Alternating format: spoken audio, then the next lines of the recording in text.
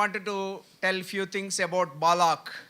బాలాకును గురించి కొన్ని విషయాలు మీతో పంచుకోవాలని, బైబిల్లో ఉన్న బాలాక్ అనే వ్యక్తిని గురించిన కొన్ని విషయాలు మీతో పంచుకోవాలని ఆశిస్తా ఉన్నాను. Balak was a king of Moabites. బాలాక్ అనే వ్యక్తి ఇతను ఒక రాజు, మోయాబీలకు రాజై ఉన్నాడు. He is ruling since long time. చాలా సంవత్సరాలు అతను ఆ మోయాబుని పరిపాలించినాడు. While he was ruling the country, అతను రాజ్యం పరిపాలిస్తున్నప్పుడు he heard the news. ఒక వార్తను తను విన్నాడు. Especially he heard the news from Egypt. ఐగుప్తు నుండి వచ్చిన ఒక వార్తను తను విన్నాడు. In Egypt there are a lot of people about Israel. చాలా మంది ఐగుప్తు దేశంలో చాలా మంది ఇజ్రాయెల్ ప్రజలు ఉన్న విషయం తనకు తెలుసుకున్నాడు. And God is speaking to the Israelites. దేవుడు ఇజ్రాయెల్ ప్రజలతో మాట్లాడుతూ ఉన్నాడు. And doing lot of good works in Israel life. Israel ప్రజల జీవితాల్లో దేవుడు ఎన్నో గొప్ప కార్యాలు వారి మధ్య చేస్తా ఉన్నాడు. He is doing miracles. ఎన్నో అద్భుత ఆశ్చర్య కార్యం చేస్తా ఉన్నాడు. These are all they are hearing. ఆ విషయాలన్నీ కూడా బాలాకు వింటా ఉన్నాడు. Not only Balak, all the worlds came to know about Israelites. బాలాకు మాత్రమే కాదు కానీ ప్రపంచమంతా ఉన్న అందరికీ, ప్రజలందరికీ కూడా ఇజ్రాయెల్ ప్రజల పట్ల దేవుడు చేస్తున్న అద్భుత కార్యముల గురించిన విషయాలన్నీ కూడా వారికి తెలుస్తా ఉన్నాయి. Such a miracles God has done in Israelites in Egypt. ఐగుప్తు దేశంలో ఇజ్రాయెల్ ప్రజల కొరకు, ఇజ్రాయెల్ ప్రజల మధ్య దేవుడు ఎంతో మహత్కర కార్యములు చేస్తా వచ్చినాడు. అది ప్రపంచమంతటా ప్రతి ఒక్క ప్రజలకు కూడా తెలుస్తా వచ్చింది. They started journey from Egypt to Canaan. వారు ఐగుప్తు దేశం నుండి బయలుదేరి కానాను చేరు వరకు వారు ప్రారంభించినవారు. While on the way to Canaan, వారు కానానుకు వెళ్ళే దారిలో ఉన్నప్పుడు, when they go, there is a big sea called Red Sea. ఎర్ర సముద్రము వారికి ఎదురుగా అడ్డుగా వచ్చింది. They can't cross. This is such a big sea. అదొక గొప్ప మహా సముద్రం. దాన్ని వారు ఎలా ఏం చేసినా కానీ దాన్ని దాటి ముందుకు వెళ్ళారు. If they go through, they all die in the water. ఒకవేళ వారు ఈది వెళ్ళినా, దానిలో నుంచి వెళ్ళా కానీ వారు నీళ్ళలో మునిగి చనిపోతారు. God did a great miracle there. అక్కడ దేవుడు ఒక గొప్ప కార్యం చేసినాడు. God divided water. దేవుడు అక్కడ ఉన్న నీళ్ళను విభజించినాడు. The water standing like a big wall. ఆ రెండు ఒక గోడలు నిలబడినట్టుగా ఆ సముద్రం రెండు పాయలుగా చీలి గోడలుగా నిలబడతా వచ్చింది. And they are able to walk on dry land. ఆరిన నేలపై ఇజ్రాయెల్ ప్రజలందరూ కూడా నడిచి వెళ్తా వచ్చినారు. Even Israelites were surprised. Israel ప్రజలు కూడా ఎంతో ఆశ్చర్యపోయినారు. And all the world, they heard the news.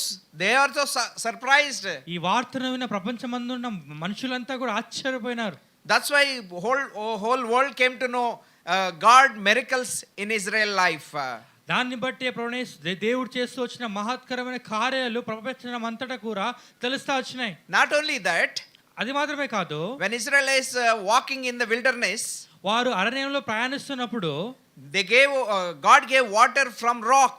వారు దేవుడు వారికి బండ నుంచి నీళ్లు ఇస్తా వచ్చినాడు. They have enough food. వారికి సరిపోయినంతగా ఆహారం సమృద్ధిగా ఉన్నది. They are not washing the clothes. They are not doing anything, but they are getting enough food every day. వారి బట్టలు ఉతుకోవడం లేదు, వారి కొరకు ఎలాంటి పని కూడా వారు చేసుకోవడం లేదు, కానీ వారికి ప్రతిదినం కావాల్సిన ఆహారాన్ని దేవుడు వారికి అందిస్తా ఉన్నాడు. No changing clothes, no changing chappals, no shoes, nothing, but they are traveling. వారి వస్త్రాలు ఉతుక్కోవడం లేదు, వారి చెప్పులు పాతగిరలేదు, వారి వస్త్రాలు పాతగిరలేదు, వారి చెప్పులు కూడా అరిగిపోలేదు. అలా దేవుడు వారిని ఆస్వాదించి నడిపిస్తా ఉన్నాడు. This kind of wonderful things people heard, all over the people heard. ఇలాంటి ఆశ్చర్యమైన కార్యములను ప్రజలంతా కూడా ప్రపంచమంతటా ఉన్న ప్రజలు వింటా వచ్చినారు. Even king of Balak also heard this news. అలాగే బాలాకు అనే ఈ రాజు కూడా ఈ వార్తను విన్నాడు. He came to know that news. ఆ విషయం అంతా తనకు తెలుసా వచ్చింది. While they are coming, they have to cross the land of Balak. ఆ బాలాకు పరిపాలిస్తున్న ప్రపంచం ఆ రాజ్యాన్ని దాటి ఇజ్రాయెల్ ప్రజలు కానాను దిశగా ప్రయాణం చేయాలి. And he became very feared. Balak భయపడిపోయినాడు. This many people, we all die. Our country will go. బాలకు భయపడిపోయినాడు. ఎందుకంటే ఇంత గొప్ప జన సమూహం ఉంది, ఇజ్రాయెల్ ప్రజలంతా కూడా నా దేశం మీదుగా వెళ్తారు, నాకేమైపోతుందో, నా రాజ్యం ఏమైపోతుందో అన్న భయంతో ఉండిపోయినాడు. Before the huge crowd, we are like ants. అంత గొప్ప జన సమూహం ముందు ఒక చిన్న చీమల వంటి వారమని అనుకుంటా వచ్చినాడు. Then there was a count, say 20 lakhs people, 6 lakhs people are young people. 6,000 కాల్బలం అనే యవనస్తులు 6 లక్షల మంది కాల్బలం ఉన్నారు. This 6 lakh people can fight, do anything. ఈ 6 లక్షల కాల్బలము యవనస్తులందరూ కూడా వాళ్ళు యుద్ధం చేయడం యుద్ధ శూరులు. And Yes. and they're all like 20 lakhs people. వాళ్ళు మొత్తం 6 లక్షల మంది కాల్బలం వాళ్ళు యుద్ధం చేసే వారే కాకుండా వారి భార్యలు పిల్లలు అందరినీ కలుపు ఒక 20 లక్షల మంది వరకు ఉండవచ్చును. Maybe 30 lakhs also. 30 లక్షలు కూడా అయ్యుండొచ్చు. We don't know. మనకు సరైన సంఖ్య తెలియదు. But Balaam was getting fear. కానీ బాలాకు భయపడిపోతా ఉన్నాడు. My kingship will go. నా అధికారము లేదా నా రాజ్యం అంతరించిపోతుందేమో My భయపడినాడు. people will go. నా ప్రజలందరూ కూడా వెళ్ళిపోతారని భయపడినాడు. What to do? He called all his governors and talked his problem. ఆ సమస్యని గురించి ఆ విషయాన్ని గురించి విచారించడానికి తన మంత్రులను తన యొద్ద జ్ఞానులందరూ కూడా పిలిచినాడు. And somebody told, ఒకరు ఈ మాట చెప్తా వచ్చినారు. there is a one man, ఒక name మనుషుడు is ఉన్నాడు. Bilam or Balaam. ఒక మనుషుడు ఉన్నాడు, అతని పేరు బిలాము. And if he curse, the curse will go. If he bless, the blessing will go. అతను ప్రవక్త, తను శపిస్తే శపం మనుషుల మీదకి శాపం వస్తుంది, అతను ఆశీర్వదిస్తే వారికి ఆశీర్వాదం వస్తుంది అనే విషయాన్ని బాలాకుకు తెలిపినాడు. Bible doesn't tell he's a prophet. అతను ఒక ప్రవక్త అని బైబిల్లో రాయబడలేదు, కానీ He'll tell some prophecy, like prophecy. అంటే ప్రవచించడం అనే విషయాన్ని తను చేస్తూ ఉంటాడు. Some happened, some did not happen. కొన్ని విషయాలను అలా చెప్పినట్టు జరిగాయి, కానీ కొన్ని జరగలేదు. This Bilam was not Israelite. ఆ బిలాము ఇజ్రాయెల్ ప్రజలలో నుండి ఉన్నవాడు కాదు. Not even a Jew. అతను యూదుడు కూడా కాదు. He is a pakka Gentile. అతను ఒక అన్య ప్రజల నుంచి వచ్చినవాడు, అన్యుడు. He is a foreign land. అతను ఒక అన్య ప్రదేశం నుండి వచ్చినవాడు. He is a country of Syria. Syria దేశం వాడు. A place is పెతోర్ అనే ప్రాంతం నుండి వచ్చినవాడు. He is a famous man. అతను ఒక గొప్ప వ్యక్తి. That's why king called him, please come. అందుకే రాజు అతన్ని పిలిచినాడు. And this kind of many people are coming, around 20-30 lakhs people are coming. I heard that you have a power, you just curse them, please come. అతను చెప్తా వచ్చినాడు, ఇక అయ్యా 30 లక్షల కాల్బలం మనుషులందరూ కూడా నా ఇజ్రాయెల్ ప్రజలందరూ కూడా మన రాజ్యం మీదుగా వెళ్తా ఉన్నారు, వారిని ఎదుర్కోవడానికి నాకు శక్తి లేదు, నువ్వు వచ్చి నువ్వు చేస్తే నువ్వు శపింపబడతారని నాకు తెలిసింది, నీకు అధికారం ఉందంట కదా, నువ్వు వచ్చి వారిని శపించు అని పిలిచినాడు. And he will go to God and ask, shall I curse? అప్పుడు బిలాము వెళ్ళి దేవుని అడుగుతాడు, దేవాన్ని వాళ్ళు శపిస్తాను అని చెప్పి. God said, don't curse them. దేవుడు చెప్తా వస్తున్నాడు, బిలాము నువ్వు వారిని శపించవద్దు అని. They are my people. వారు నాకు చెందిన ప్రజలు, నా ప్రజలు, don't curse them. వారిని నువ్వు శపించవద్దు అని చెప్పినాడు. Then again he'll go. మళ్ళీ వెళ్ళాడు, మళ్ళీ ప్రార్థించాడు. Because Balak wanted to give more money, more gold, more land. బాలాకు అనే ఈ రాజు బిలాముకి మంచి ఆస్తిపాస్తులు, మంచి బంగారము, వైడూర్యాలు, డబ్బు అంతా ఇచ్చి అతన్ని సత్కరించాలని కోరుతా వచ్చినాడు. I can tell Bilam is a man of money. ఆ బిలాము ఆస్తి గురించి లేదా డబ్బు గురించి ఆశ కలిగినవాడు. He likes money. అతనికి డబ్బు అంటే ఎంతో పిచ్చి, ఎంతో ఇష్టము. He want God, he want as well as he want money also. అతనికి దేవుడు కావాలి, లోకంలో ఉన్న ఈ డబ్బు కూడా కావాలి. And he go again to the Lord. దేవునికి వ్యతిరేకంగా, దేవుని మాట దేవదాటి వాడుగా ఉన్నాడు. Again he went to the Lord, shall I curse people? Second time. రెండోసారి మళ్ళీ ఇప్పుడు వెళ్ళాడు దేవుని దగ్గరికి బిలాము, దేవా నేను ఇజ్రాయెల్ ప్రజలు చెప్పించాలా అని. God said, whatever you want to do, do it. దేవుడు చెప్తా వచ్చాడు, నీకు నచ్చింది నువ్వు చెయ్యని. But God, he cursed. అతను శపిస్తా వచ్చినాడు. God, his curse became blessing. కానీ అతను చెప్పించిన శాపం అయితే ఉందో అది ఆశీర్వాదంగా మార్చబడింది. Thus God did. అది దేవుడు చేసిన కార్యము. He is not supposed to do like that. అతను అలాంటి పని చేయకూడదు. But people call about Bilam is a prophet. బిలాముని ప్రవక్తగా మనుషులు లేదా బైబిల్ తెలిసిన వ్యక్తులు కొంతమంది కూడా అతన్ని ఒక ప్రవక్తగా వాళ్ళు చెప్తా Our ఉంటారు. Christians will preach he's a prophet. క్రైస్తవులు బిలాముని ఒక ప్రవక్తగానే మాట్లాడతారు, ప్రవక్తగా చూస్తారు. Nowhere written Balaam was a prophet. Bible ఎక్కడ కూడా మనకు బిలాము ప్రవక్త అని రాయబడి ఉండలేదు. Only we can find prophets in 12 tribes of Israel. 12 గోత్రములలో ఉన్నవారే దేవుని వారి ప్రవక్తలు అని 12 గోత్రములు ఉన్నవారే దేవుని ప్రవక్తలుగా పిలువబడినారు. But one question will come in your life. కానీ మీకు ఒక ప్రశ్న మీకు రావచ్చును. How God speaks if he is not a prophet? ఒకవేళ అతను ప్రవక్త కానప్పుడు, బిలాము ప్రవక్త కానప్పుడు ఎందుకు దేవుడు అతనితో మాట్లాడుతూ ఉన్నాడు? God can speak to anybody. దేవుడు ఎవరితో కూడా అయినాతో కూడా మాట్లాడగలడు.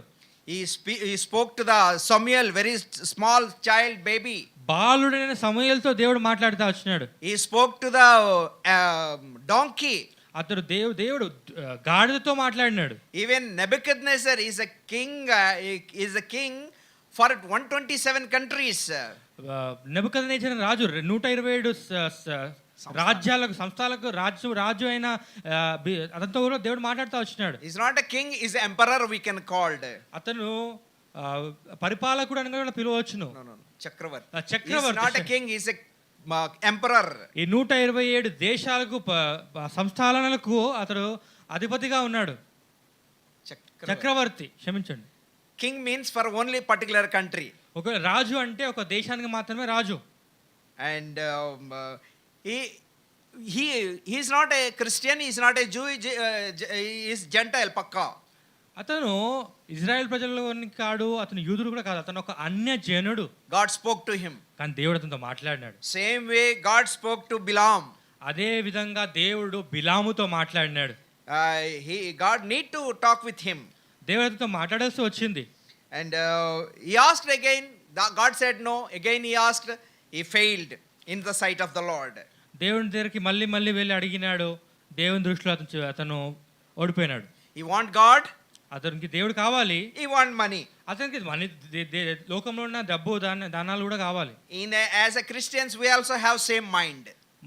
క్రైస్తవులుగా, క్రీస్తును వెంబడించే మనుషులుగా మనం కూడా అలాంటి ఆలోచనతోనే ఉంటాం. మనకు దేవుడు కావాలి, డబ్బు కావాలి. Yes, we need money and God. దేవుడు కావాలి, డబ్బు కావాలి. In this world we need money, in that world we need heaven. ఈ లోకంలో ఉన్న ఈ డబ్బు కావాలి, అలాగే పరలోక రాజ్యం కావాలంటాం. If we want two things, ఒకవేళ ఈ రెండు విషయాలు మీకు కావాలంటే we can tell according to the Bible this is idol worship. ఒక విషయంలో చెప్పాలంటే బైబిల్ ప్రకారంగా ఇది ఒక విగ్రహారాధన అని చెప్పవచ్చు. Yes, many Christians doing a idol worship without knowing వారికి తెలియకుండానే, వారికి ఆలోచన లేకుండానే మనుషులు విగ్రహారాధన చేస్తా ఉన్నారు. So we are not supposed to do a idol worship according to the Bible. Bible ప్రకారంగా మనం విగ్రహ ఆరాధన చేయకూడదు. I can tell one more thing. Matthew chapter 7:25. మత్తయి సువార్త 7వ అధ్యాయము 25వ వచనంలో ఒక మాట రాయబడతా వచ్చింది. దాన్ని చూద్దాం మనం. It's a wonderful story told about Jesus Christ told. యేసు క్రీస్తు వారు ఈ మాటను చెప్తా వచ్చినాడు. One of the teachings he said, ఆయన మాట్లాడిన అనేక మాటల్లో, అనేక సంగతులలో ఈ మాట కూడా ఎంతో ప్రాముఖ్యమైనది. And Matthew chapter 7:25. మత్తయి సువార్త 7వ అధ్యాయం 25వ వచనంలో You can see some verses there. కొన్ని వచనాలు రాయబడతా వచ్చినాయి. There is a wise man and a foolish man. We can find in that passage there is a wise man and foolish man. అక్కడ ఒక తెలివైన వాడు, తెలివి తక్కువ వాడు గురించి రాయబడతా వచ్చింది. జ్ఞానుడు, బుద్ధిహీనుడు.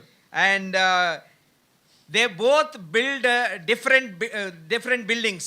వారు అక్కడ వాళ్ళిద్దరు కూడా వేరువేరుగా ఒక ఇంటిని కడతా వచ్చినారు. One man is building on the rock. ఒక మనుషుడు బండ మీద తన ఇంటిని కట్టుకున్నాడు. And another man building a house on the sand. ఇంకో మనుషుడు ఉన్నాడు, అతను అక్కడ ఆ నేల మీద లేదా మట్టి మీద, ఇసుక మీద తన ఇంటిని కట్టుకున్నాడు. And big storm came. ఒక గొప్ప తుఫాను వచ్చినది. The wind come. ఒక గొప్ప గాలి వచ్చినది. Against to the house a big wind came. ఆ ఇంటికి గాలి వచ్చి కొట్టింది. And it hit by two houses. ఆ రెండు ఇల్లులు కూడా ఆ గాలి ఇంటిని కూడా కొట్టింది. Who built house on the sand, it was collapsed. ఇసుక మీద ఇల్లు కట్టుకున్న వాని ఇల్లు పడిపోయింది, కూలిపోయింది. He didn't have a foundation. అతను ఎందుకంటే అతనికి పునాది లేదు. He thought in his mind, I think no need this. Why should we waste money for the foundation? అతను అనుకున్నాడు, ఎందుకు నేను పునాది వేసి డబ్బులు ఎందుకు వ్యర్థం చేయాలని చెప్పేసి అతను పునాది వేయకుండానే ఇల్లు కట్టేశాడు ఇసుక మీద. Then wind came, floods came, తుఫాను వచ్చింది, వరదలు వచ్చినాయి. but his house built by on sand, it was collapsed. ఇసుక మీద కట్టబడిన ఇల్లు కొట్టుకొని పోయింది. But another man, he built a house on the rock. మరొక మనుషుడు ఉన్నాడు, అతను బండ మీద తన ఇంటిని కట్టుకున్నాడు. It was so strong. అది ఎంతో బలంగా దృఢంగా ఉంది. Wind came, nothing happened. వాన కురిసింది, గాలి వచ్చింది, And flood came, nothing happened. అలాగే వాన కురిసి అతని గాలి కొట్టి వరద వచ్చినా కూడా ఇంటికి ఏమవ్వకుండా దృఢంగా నిల్చుని ఉంది. It was so safe. ఎంతో సురక్షితంగా ఉన్నది. But according to the Bible, who is the rock? అలాగే బైబిల్ ప్రకారంగా ఆ బండ ఎవరు? Jesus Christ is a rock. ఆ బండ క్రీస్తే. If you stay on the rock, నువ్వు ఆ బండ మీద నిలిచిన వాడవైతే you will not be shaken. నువ్వు కదల్చబడవు. You will be strong. నువ్వు స్థిరంగా నిలబడి ఉంటావు. Why? ఎందుకు? Because God is strong, Christ is very strong. దేవుడు శక్తిమంతుడు గనుక దేవుని ముందు నిలిచి ఉన్న నీవు కూడా శక్తిమంతుడుగా ఉంటావు. There is one saying or proverb in Telugu. తెలుగులో ఒక మాట లేదా ఒక ప్రావర్బ్ ఉంది. Do a wedding and see. ఆ పెళ్లి చేసి చూడు అని చెప్పి ఒక మాట ఉంది. Do a big building. Do a wedding and see. పెళ్లి చేసి చూడు, ఇల్లు కట్టి చూడు అని ఒక మాట ఉంది. Build a house and see. ఇల్లు కట్టి చూడు అనే ఒక మాట కూడా ఉంది. That is saying in Telugu, I don't know other languages. తెలుగులో ఇలాంటి మాట రాయబడతా వచ్చింది. ఇలాంటి మామూలుగా మనం మాటల్లో చెప్తా ఉంటాం. In those days, doing marriage is very difficult.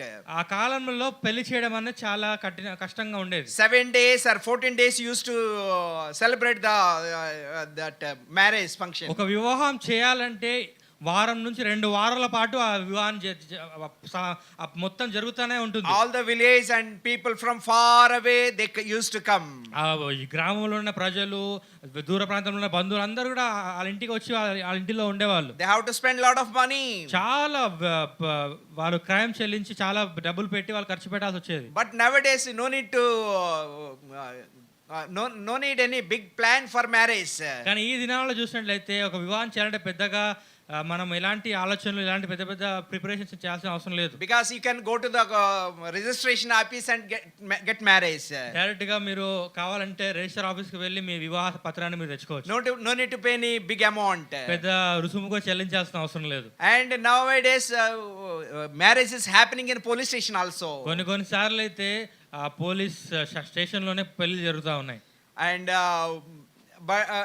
like that marriage is happening. అలా వివాహాలు జరుగుతూ ఉన్నాయి. But for a building I am talking now. కానీ మన మాట ఏంటంటే బిల్డింగ్ గురించి, అంటే కట్టడం గురించి, ఇంటి గురించి. This building should be very strong. ఆ ఇల్లు స్థిరంగా ఉండాలి.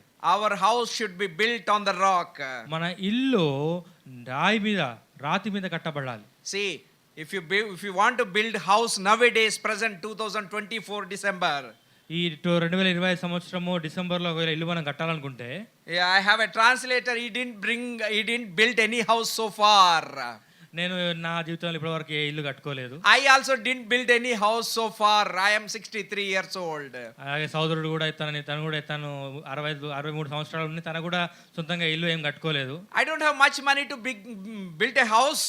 నా దగ్గర అంత రుసుము లేదు, ఇల్లు కట్టుకునే అంత రుసుము నా దగ్గర లేదు. God has given very small house. I am living in that house very happily. దేవుడు ఇచ్చే చిన్న గృహంలో నేను ఎంతో సంతోషంగా జీవిస్తా ఉన్నాను. But my body, my building is on the rock of salvation, rock of Jesus Christ. కానీ నా ఆత్మీయ జీవితము, నా ఆత్మీయ ఇల్లు అనేది క్రీస్తు అనే బండ మీద కట్టబడి స్థిరముగా ఉన్నది. I can tell, I think I am strong in the Lord.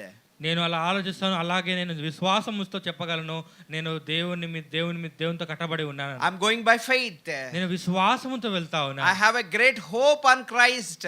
నాకు ఎంతో గొప్ప విశ్వాసం ఉన్న దేవునిలో. I am not working with any organization or any church.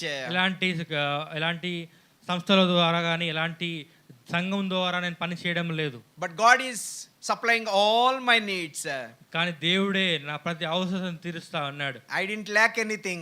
ఎలాంటి కొదువ లేకుండా దేవుడు నాకు ఆశీర్వదించాడు. Whatever I need, I am getting more than I want. నాకు కావాల్సిన దానికంటే ఎక్కువగా సమృద్ధిగా నాకు దేవుడు ఇస్తా ఉన్నాడు. He is the God who supply all your needs and my needs. ఆ దేవుడు నా ప్రతి అవసరత తీర్చే దేవుడై ఉన్నాడు. Such a wonderful God with us. ఆ గొప్ప దేవుడు మనతో ఉన్నాడు. And the God was with Israelites. Israel ప్రజలతో కూడా దేవుడు ఉన్నాడు. Now present he will be with us. అలాగనే ఇజ్రాయెల్ ప్రజలకు తోడై ఉన్న దేవుడే నీకు నాకు తోడై ఉన్నాడు. If you believe, if you accept Jesus Christ, ఒకవేళ నువ్వు ఈ విషయాన్ని నమ్మినట్లయితే, ప్రభువైన యేసుక్రీస్తునందు నువ్వు విశ్వాసం ఉంచినట్లయితే, he will be with you. ఆయన నీతో కూడా ఉంటాడు. Not till today. ఈ రోజు మాత్రమే కాదు, end of your life. నీ జీవిత అంతము వరకు he'll take care of you. నీ గురించి ఆయన పట్టించుకుంటాడు. నీ గురించి పట్టింపు కలిగిన వాడే ఉంటాడు. he will hold your hand. నీ చేయి పట్టుకునే వాడుగా ఉంటాడు. read the Bible every day. ఈ వాక్యాన్ని, బైబిల్ ప్రతి దినము చదవండి, పఠించండి. it's a living word. ఆ జీవము కలిగిన దేవుని వాక్యము. it speaks to me. ఈ వాక్యము నా జీవితంలో నేను అనుభవించుకున్నాను. it will speaks to you. ఈ వాక్యము నాతో మాట్లాడుతుంది, మీతో కూడా మాట్లాడుతుంది. those who read the word of God, ఎవరైతే దేవుని వాక్యాన్ని చదువుతారో their life will be transformed. వారి జీవితము మార్పు చెందుతుంది. their life will be changed. వారి జీవితం మొత్తం మారిపోతుంది, రూపాంతరం చెందుతుంది. yes, we get a nature of God if we keep on reading and following word of God. దేవుని వాక్యాన్ని చదివి దేవుని వాక్యానుసారంగా నడిచినట్లయితే దైవత్వం మనలోనికి వస్తుంది. that's why my friends, అందుకనే ప్రియ స్నేహితులారా, my humble request, నా యొక్క దీన మనవి, read the word of God. దేవుని వాక్యాన్ని చదవండి. follow the word of God. దేవుని వాక్యానుసారంగా మీ జీవితంలో జీవించండి. trust the word of God and God. దేవుని యందు విశ్వాసం ఉంచండి. దేవుని వాక్యం యందు విశ్వాసం ఉంచండి. he will protect you from all possible dangers. మీకు కలిగిన ప్రతి ఒక్క ప్రమాదము నుండి ఆయన మిమ్మల్ని తప్పించేవాడుగా ఉన్నాడు. he will take care of you. ఆయన మిమ్మల్ని గురించి చింతించున్నాడు. మీ గురించి ఆయన ప్రతి ఒక్క అవసరం తీర్చేవాడుగా ఉన్నాడు. he'll send his angels with you wherever you go. నువ్వు వెళ్ళే ప్రతి స్థలమునందు కూడా దేవుడు నిన్ను రక్షించడానికి తన దూతలకు ఆజ్ఞాపించి ఉన్నాడు. I went to all over the India. నేను భారతదేశంలో ప్రతి రాష్ట్రానికి నేను వెళ్ళాను. I went to all the states in India. భారతదేశంలో ప్రతి రాష్ట్రానికి నేను వెళ్ళాను. I preached in many places. ఎన్నో ప్రదేశాల్లో దేవుని వాక్యం ప్రచురించడానికి, అక్కడ వాక్యం చెప్పడానికి నేను వెళ్ళాను. Though many people are against me. అనేక మంది నాకు వ్యతిరేకంగా వచ్చారు. And I saw the fanatics. అంటే చాలా మంది వ్యతిరేక మతోన్మాదులు, ఎంతో మంది మతోన్మాదులు దాడి చేయడానికి ప్రయత్నం చేశారు. I met with lot of fanatics. ఎంతో మంది మతోన్మాదులను నేను ఎదుర్కొంటా వచ్చినాను. they bet me. ఎంతో మంది నన్ను కొట్టారు. they want to do some wrong thing on me. నా మీద చెడుగా చేయాలని ఎంతో చూస్తా వచ్చినారు. but God saved me from all the dangers. దేవుడు నమ్మకమైన వాడు. దేవుడు ఆ ప్రతి ఒక్క ప్రమాదం నుండి, వారు చేయాలనుకున్న ప్రతి విషయం నుండి దేవుడు తప్పించి సురక్షితంగా నన్ను ఉంచినాడు. God saved Yona Babu. యోనా బాబును దేవుడు రక్షించినాడు. same God will help you. ఆ దేవుడే నిన్ను కూడా రక్షిస్తాడు. shall we follow him? ఆయన మనం వెంబడిద్దామా? shall we bow down him? ఆయనకు మనము నమస్కరిద్దామా? shall we kneel down and pray to him? మోకరించి ఆయనకు మనం ప్రార్థన చేద్దామా? you may have lot of difficulties and problems. నీ జీవితంలో అనేకమైన సమస్యలు, అనేకమైన విషయాలు ఉండవచ్చు. but he'll give you peace, a spiritual peace to you in your life. నీ ఆత్మీయ జీవితంలో ఆయన ఇచ్చే సమాధానం నీకు తోడుగా ఉంటుంది. God bless you all. మీ దేవుడు మిమ్మల్ని దీవించును గాక. thank you so much.